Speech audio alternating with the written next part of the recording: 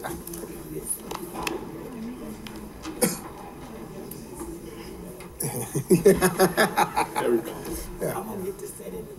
Yeah, right.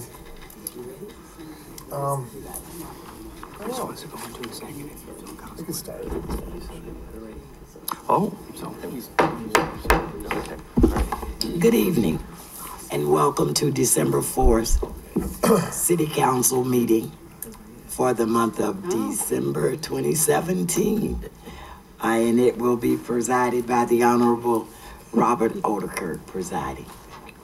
We'll begin with roll call. Mayor Odekirk. Here. Councilman Dickinson. Here. Councilwoman Gavin. Here. Councilman Girl. Here.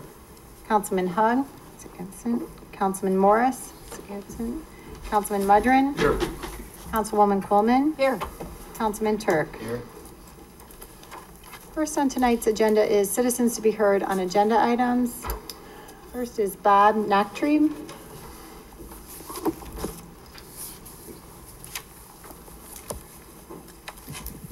Thank you, Krista. Members of the City Council, thank you. This is about 530 Walsh, which is Council Memo 644-17, and it's very brief. I think you understand where CAPA was on this particular issue. We don't really like multi-unit buildings particularly, but it looked to us like if it wasn't, the alternative would be worse, that the building would not be sold or would go into disrepair.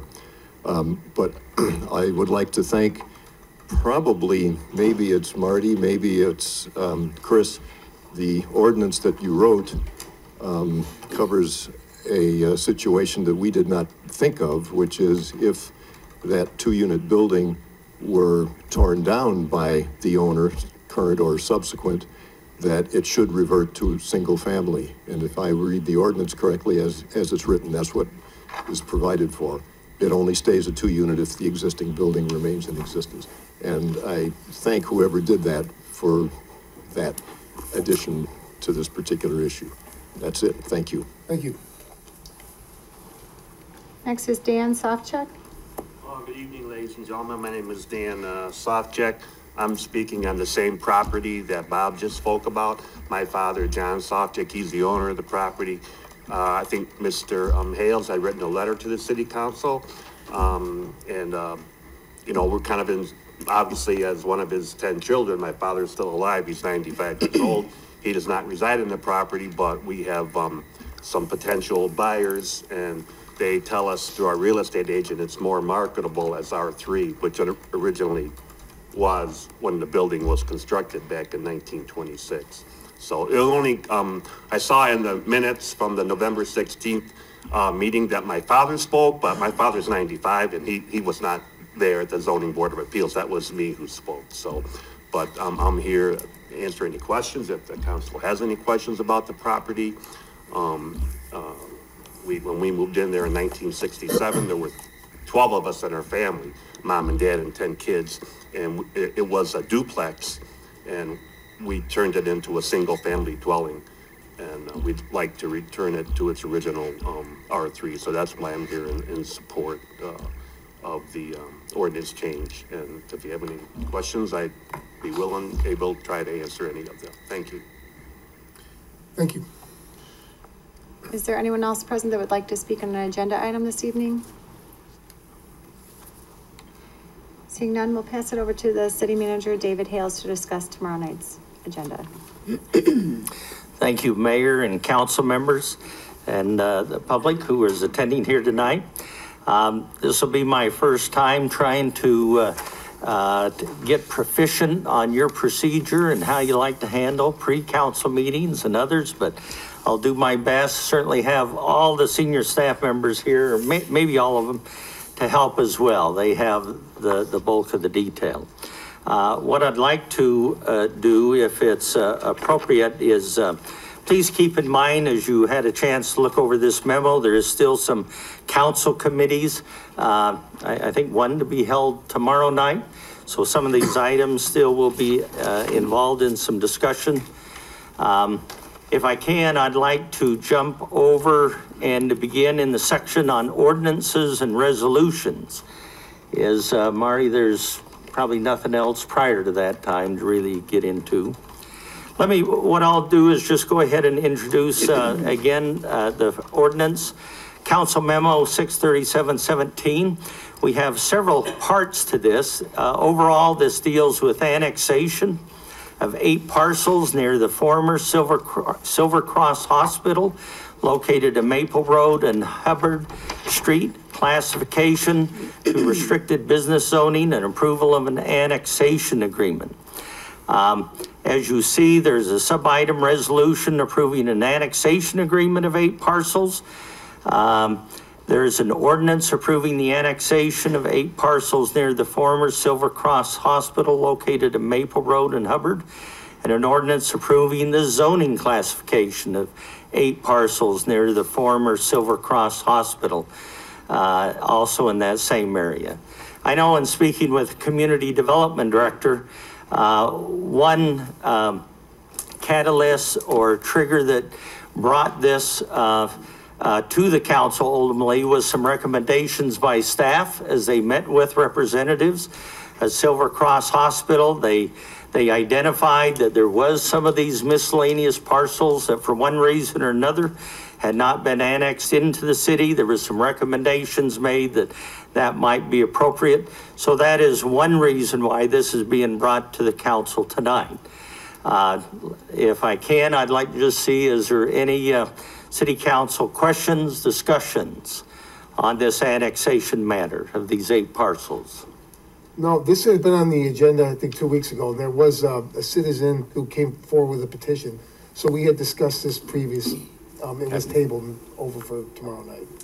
Just as I might add, as part of the annexation agreement, Silver Cross has agreed to verbally, and I believe we need it in writing, to give us the museum some of the stone that was built from the old building, the quarry stone, so that the museum could use it as part of their courtyard and there's some other things that we need the stone for the museum.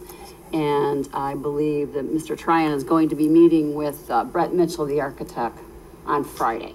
So that needs to be added as part of the annexation agreement. Mr. Shanahan, is that incorporated in the agreements per se? Not yet, no. Okay. But it will be. Yes. We just discussed it this evening. I'm looking over at the Silver Cross representatives and they're shaking their heads. Shaking their heads, yeah. Thanks, Jeff. All right, unless there's any other questions, we'll move on. Next item, ordinance approving the reclassification of 9.36 acres along Cedar Creek Drive from an ITC to an ITB zoning, and an ordinance approving the reclassification of 80.2 acres along Brandon Road from ITA to ITC zoning. Is there any council questions or the need for any other director input or explanation on this particular matter? If not, we'll move on. Council Memo 63917, ordinance approving the vacation of a portion of Old Richard Street. Is there the need for any further explanation by staff? Background information, any comment or discussion? Okay. Next items, Memo 64017, ordinance approving the revised preliminary plat of Ashford Place and Whisper Glen subdivision. Any questions, comments, need for any additional staff explanation? If not, Council Memo 64117, ordinance amending Article 5, Section 47, 5.3K in the zoning ordinance regarding inflatable bounce houses, slides, and similar apparatus. I was actually here the night, I think several months ago, when you began discussion of that item. Any further questions, discussion, need for staff explanation? Okay, moving on, Memo 64217, ordinance amending Article 5, Section 47-21 in the zoning ordinance regarding electronic message centers.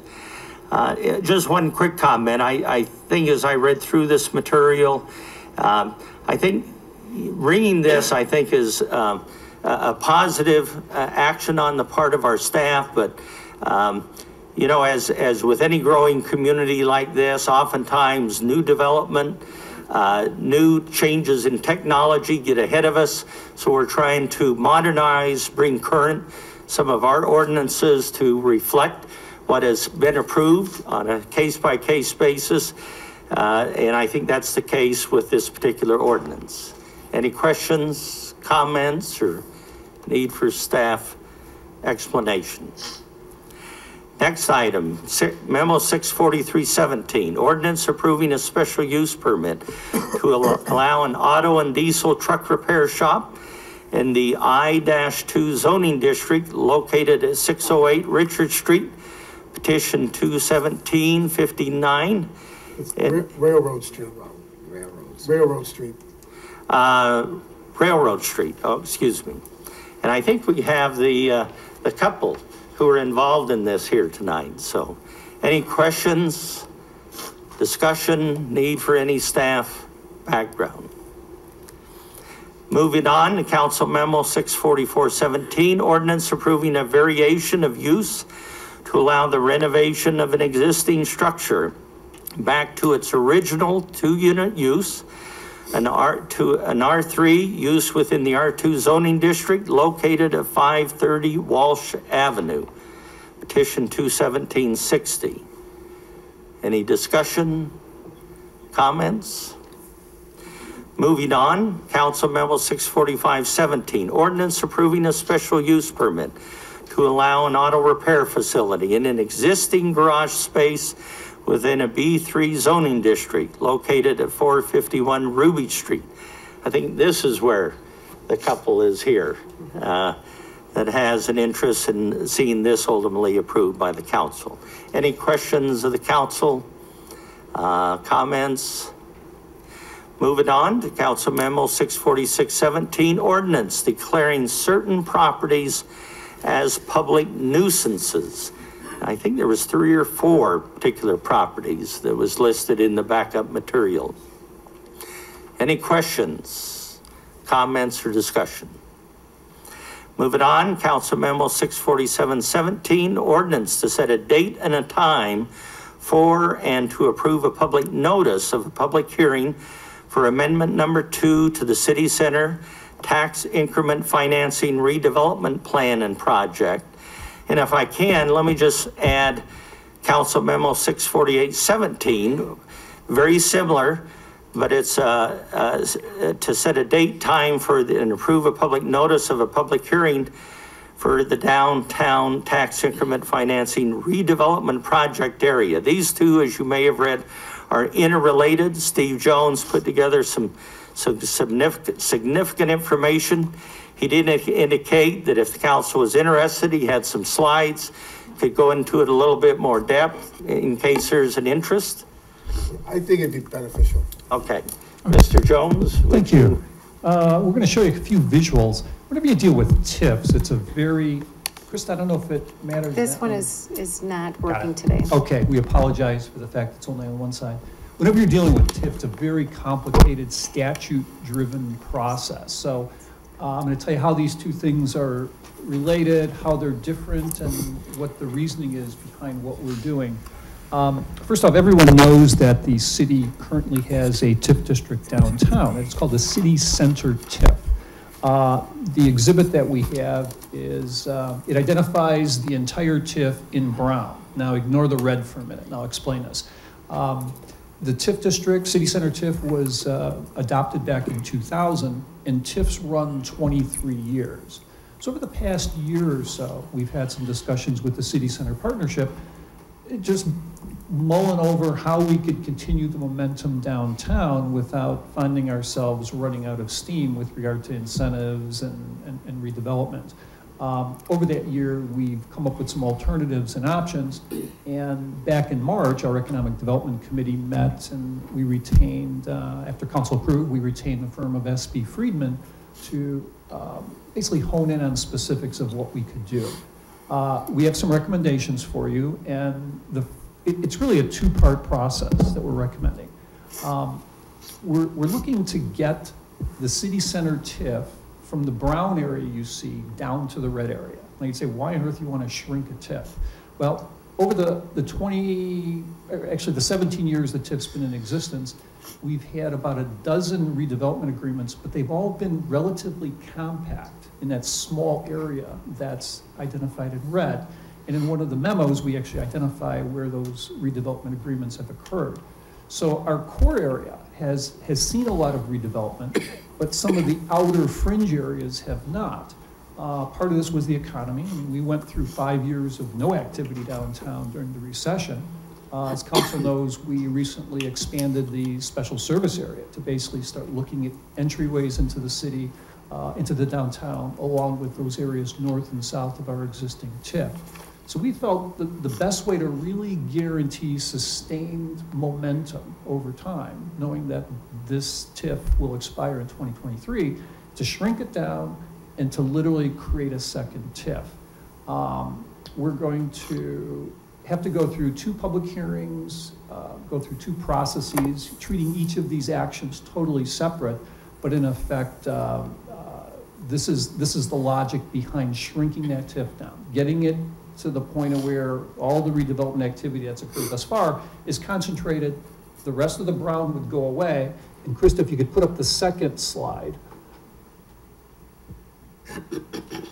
This would become a new TIF district. This would be called the downtown TIF district. And I hate to say, okay, we have a city center TIF and a downtown TIF, but we have to have fancy legal names for these things. But as you see, if you look at Cass Street, there's sort of a little donut hole. That hole to the west is in effect the shrunken TIF. So that would become the city center TIF reduced in size, and this larger area would become the downtown TIF. We haven't had any development within these outer areas since 2000. We've had a lot of interest, but one of the first things folks ask us is how much time is left on the TIF.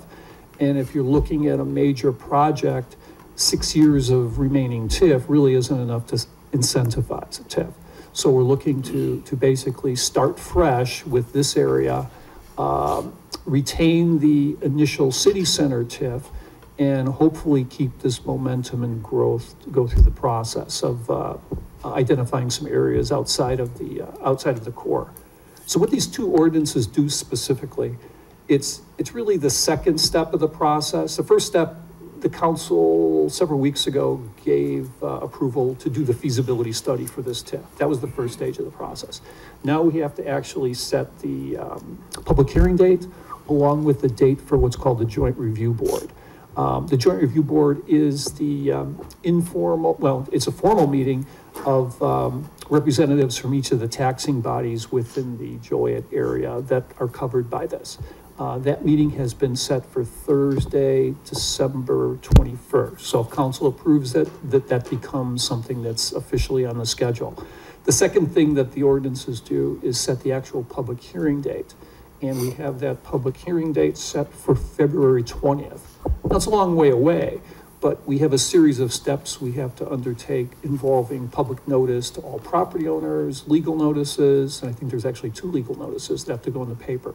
So again, very statute driven, but in effect, this is what we need to do anything to either implement a new TIF or to do a significant amendment to a TIF. So if you adopt these 2 ordinances tomorrow, in effect, what you're doing is you're giving us the official go-ahead to start that process. It's on the agenda tomorrow under city manager's report, but there are 2 reports associated with these 2 actions that are identified, and it's to officially have the city council receive them. Even though it's now been posted on our website, it's available. You've seen it if you've read through your packets. It's another formal step of this process. So there's really no discussion tomorrow about the contents of the report, but it's something that officially puts the presentation of these actions into the public record. It's in the minutes, and we could represent the fact that this has been presented to the public. So that's long and the short of the TIF configuration changes, and I'd certainly be happy to answer any questions you have. Questions? Thank you.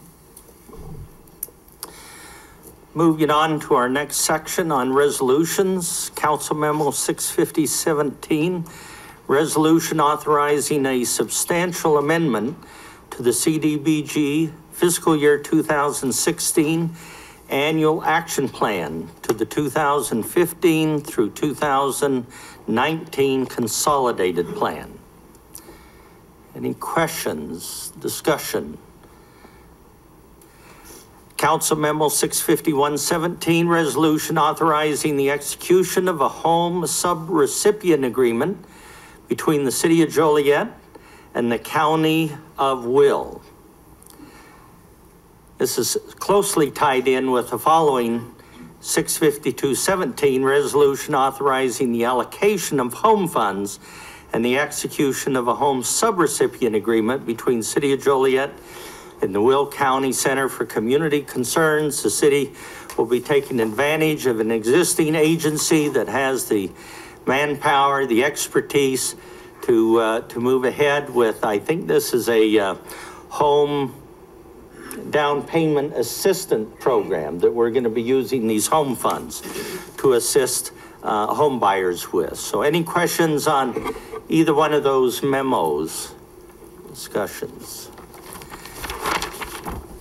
And that takes us to the bids and contracts. As opposed to reading through these, we have, I believe it's 11 memos dealing with award of contracts. I'd like to just see if there's any questions, discussion, requests for council or staff detailed input or comment on any one of these 11 award of contracts. Okay. And then amendments, change orders, and payments. Marty, did you usually read through these? If I could do the same, we have 3 items in this section: amendments, change orders, and payments. Any questions, discussion, or need for staff detailed background on any one of these 3? Mr. Jones mentioned that under city manager, that's where the motion to receive these reports will be found for tomorrow night's agenda. And I believe these reports are even on file at the present time for the public to see now up through the public hearing. Other than that, let's see, we're new business, public comments. Mayor, I think that kind of gives us the overview for the meeting tonight. Like to see if there's any other questions on any aspect of this agenda for the December 5th regular city council meeting. Any questions or comments? No. No, I think we're good. I think there's a request for closed session after the meeting. First, we have public comments. Is anyone present that would like to speak? If I could just add, I will not be present tomorrow night. I'm going to be on city business out of town, traveling to Washington, D.C. for one of our projects. So hopefully come back with some good news. Councilwoman Gavin, you're going to be the mayor tomorrow. So I invite any malcontents to come forward. Is this about tax reform? Yeah. Oh, will he be surprised when he gets there? Thank you, Mayor. Is there a motion to go into closed session to discuss personnel, collective bargaining, land acquisition or conveyance, pending or threatened litigation, after which the meeting will be adjourned? So moved. Second? Been motion and seconded to approve. Councilman Dickinson? Aye. Councilwoman Gavin? Aye. Councilman Girl? Aye. Councilman Hug? Aye. Councilman Mudrin? Aye. Councilwoman Quillman? Aye. Councilman Turk? Aye. Motion carried. Once this man